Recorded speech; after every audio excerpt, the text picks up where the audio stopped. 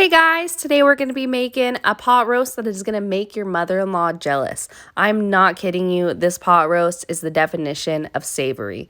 It is so good and it can be made in all in one pot. So really, who can complain about that? We're going to go ahead and start out by cutting some base vegetables. We're going to finely chop some celery. After we chop our celery up, we're actually going to go ahead and chop up some leek. We don't always do this. Sometimes we do. Or sometimes we'll just use any other seasonal vegetables that look nice. Once we have our leek finely chopped, we'll move on to our onion. For our onion, we're going to use a whole onion. This one was kind of small, but that's okay. And we're going to finely chop that whole thing. And we actually will be adding another onion in later. But for now, we're just going to add one finely chopped onion. Oh, beautiful. Oh, beautiful.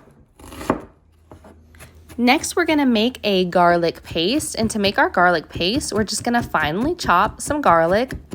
I want to say we used about 5 or 6 cloves. And you could totally add more if you want. After we have that nice and finely chopped, we're just going to add a pinch of salt, and then we're going to just mash it into our cutting board to form a paste. You want to make sure that you have all your base vegetables chopped before you start the meat, because once the meat comes out, those vegetables are going right in. We're going to go ahead and turn our fire on and add just a little bit of corn oil to the bottom of our pan.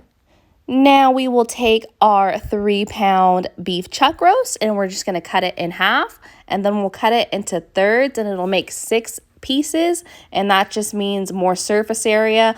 More surface area means more browning, and more browning means more flavor. Now all we have to do is liberally season our meat using only salt and pepper. The cool thing is about having the meat cut like this is we can get the seasoning all around and get that flavor. Once our pan is screaming hot, we can stick those bad boys in to start searing. We're going to want to sear them about, I want to say 2 minutes on every side. And as you can see, I'm even going to move them around a little bit so they're not like completely touching, and we can get that heat throughout. So after about 2 minutes, we are going to go ahead and check them, and that is exactly what we're looking for. That is the color you want. It's not too seared, because you want to be careful that you don't burn them. Then your whole dish will have a burnt flavor. But that looks great, so we'll go ahead and flip those over. While our meat is browning, we're going to get started on some beef broth. We use the beef bouillon paste, and I add about a tablespoon to 1 cup of water and get that all stirred up and off of the spoon. Once we do that, we're actually going to add a cup of wine. So I say don't get the cooking wine. Get your favorite wine. I mean, it's your favorite wine for a reason. It has the flavor you want. It has the flavor you like. So add 1 cup of wine to the broth mixture. It's going to just be 1 cup of broth, 1 cup of wine. Pretty easy. And then after we add the wine, we're just going to put the lid back on the mason jar and shake it up. Best way to get it mixed up. So now our meat should be almost done. We've browned it on every side, and we're almost ready to get started on our vegetables. But first, you can see why I say to get your favorite wine and not a cooking wine, because that's just no fun. Now, as you can see, our meat is looking great. It looks just how we want. It has the color we want. It has the smell we want it to have.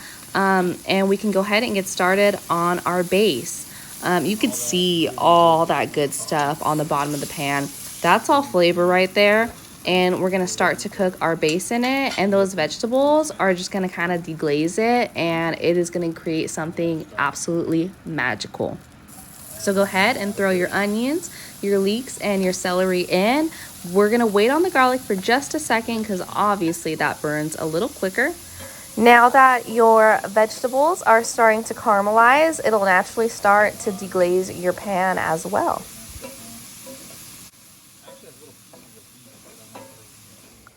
So just keep cooking up those vegetables until you can see the bottom of your pan again. And once you do so, we can add our garlic paste. Now we'll just cook that garlic with our vegetables until you start to lose the strong, pungent garlic smell and get more of a roasted, toasted garlic smell. It's a very nice smell, and I promise you, I already know if you're making this, your house already smells amazing. Once we're happy with our base vegetables, we will add our 1 part wine, 1 part beef broth mixture to our vegetables. And we're going to let that start cooking. As you can see, we scrape off all that flavor. We worked hard for that flavor. That is good flavor. That is what is going to make your roast top tier. Just do it, okay? As we start to let this cook down, we're going to go ahead and start our oven. We set our oven rather low. This is about a 3-hour cook time. So we're going to set it to 285 degrees and let that heat up while we keep working on this. And we're really just going to let this keep rolling, let some of that wine get cooked out.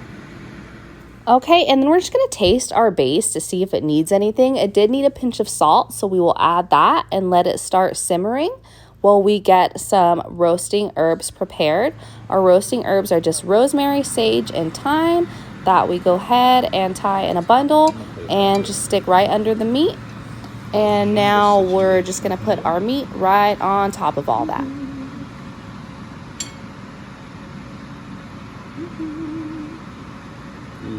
So good. So after all your meat's back in the pot and looking nice, we actually want to add the juice that is in the bowl that we were keeping the meat in when we started our base. And I'm just saying, you want to get all the flavor. You want to get everything you worked for.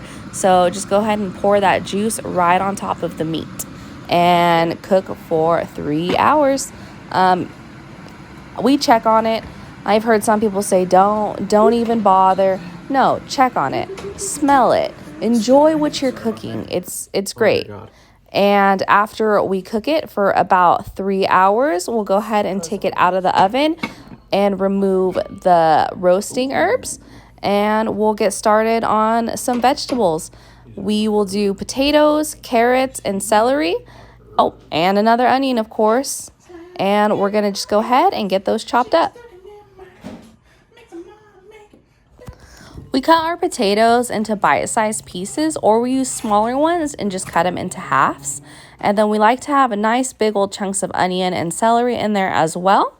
So just add your carrots and then some olive oil. And we'll also add some salt and pepper. And once we add the salt and pepper, we're just going to go ahead and give them a nice toss. Make sure they get evenly coated and nice, and it helps them cook and they get soft and tender and just so good. Once your vegetables are nice and coated, we can go ahead and take that roast back out of the oven, and we will add our veggies right on top. Once we have our veggies added, we're just going to sprinkle some paprika on top for heritage. Great flavor, and it always gives it a really nice color. So we're going to do that and cover it back up, and then we're going to put it back in the oven for 2 more hours this time, but we're going to crank up the heat on the oven to 300 degrees and let it roll.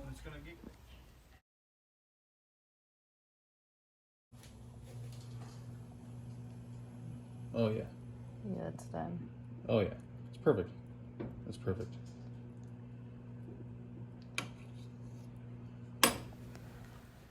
So it's been 5 hours of total cooking time, and our take on a traditional pot roast is ready. It is so good. It is the smell. The veggies are cooked perfectly. It's melt in your mouth tender. Just give it a try. Give us a like. Please enjoy, and thanks for watching. Did you taste anything yet? Yep. How is it? The meat's so good. Yeah. Good. I cannot wait to try it. I'm serious. You haven't tried it? Not yet. I'm making my bowl.